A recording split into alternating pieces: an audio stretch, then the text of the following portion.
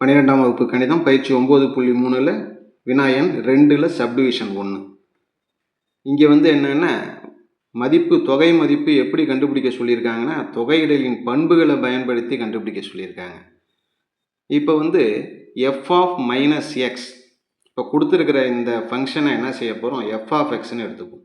F of x equal to x cos e power x minus 1 by e power x plus 1. இதில் நமக்கு f of minus x equal to f of x னு வந்தால் அது இரட்டை சார்பு. இதே f of minus x equal to minus f of x னு வந்ததுன்னா அது ஒற்றை சார்பு. மைனஸ் எக்ஸ் கொடுத்து கடைசியில் ஆன்சரில் மைனஸ் காணா போயிட்டுனா அது இரட்டை சார்பு. மைனஸ் எக்ஸ் கொடுத்தோம்னா அந்த மைனஸ் வெளியில் வந்துட்டுனா அது ஒற்றை சார்பு. இதை ஞாபகம் வச்சுக்கிட்டு இந்த கணக்கை நம்ம போடுவோம். இப்போ ஃபஸ்ட்டு கொடுத்துருக்கிற கணக்கை எஃப் ஆஃப் எக்ஸ்ன்னு எடுத்துக்கிறோமா, உள்ளார இருக்கிற சார்பை.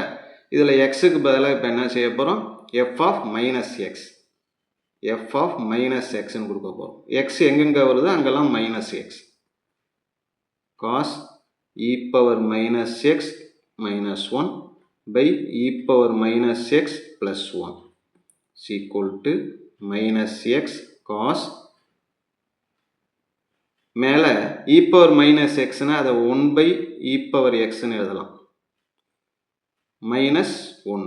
அதே போல் கீழே 1 by e power x plus 1 அப்படி பிரித்து எழுதலாம். is equal to minus x cos, மேலே மீசியமா e power x எடுத்துக்கிட்டு அப்படியே குறுக்க பெருக்கிறோம். குறுக்க பெருக்கிறப்போ இந்த 1 minus e power X into 1 இ பவர் எக்ஸ். அதே போல் கீழே இ பவர் எக்ஸ் மீசியமாக எடுத்துக்கிறோம். குறுக்க பெருக்கும் போது 1 ப்ளஸ் இ பவர் எக்ஸ்ன்னு வரும். Minus x cos, e power எக்ஸும் கேன்சல் ஆகிடும். மீதி என்ன இருக்கும், 1 minus e power x by 1 plus e power X.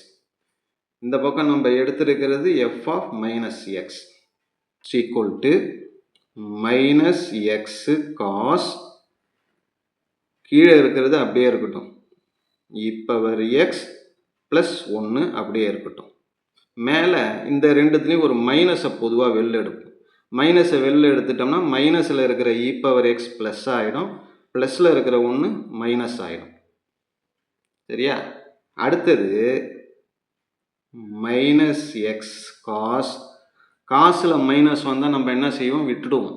அதனால் அந்த மைனஸை விட்டுட்டோம்னா மீதி என்ன இருக்குது, e power x minus 1 by e power x plus 1. இது என்னென்னா எஃப் ஆஃப் மைனஸ் எக்ஸோட மதிப்பு. கடைசியில் பார்த்தீங்கன்னா இந்த எஃப் ஆஃப் மைனஸ் எக்ஸ் அப்படிங்கிறது இந்த கணக்கில் இந்த மைனஸை முதல்ல எழுதிப்போம். மீதி இருக்குல்ல, மீதி இருக்கிற இந்த x cos e power x minus 1 by e power x plus 1ங்கிறது கணக்கில் என்னன்னு கொடுத்துருக்காங்க, அதை நம்ம என்னன்னு எடுத்துருக்கோம், அதை எஃப் ஆஃப் எக்ஸ்ன்னு எடுத்துருக்கோமா. அதனால் சீக்குவல் டு நமக்கு என்ன வரும்னா எஃப் ஆஃப் எக்ஸ்ன்னு வரும்.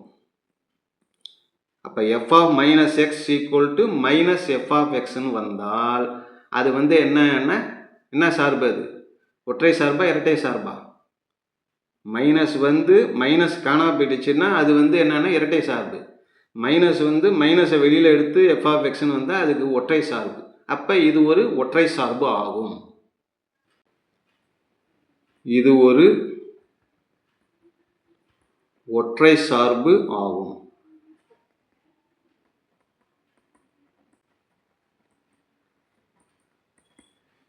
Therefore minus a2 plus a f of x dx equal to 0ங்கிறது வரையறை. இதுலேருந்து நமக்கு என்ன தெரியுது அப்படின்னா, நமக்கு கணக்கில் மைனஸ் 5லேருந்து plus 5 x cos e power x minus 1 by e power x plus 1 into டிஎக்ஸ்ன்னு கொடுத்துருக்காங்களே, இது ஒற்றை சார்புங்கிறதுனால இதோட மதிப்பு 0 ஆகும். அவ்வளோதான். ஓகே.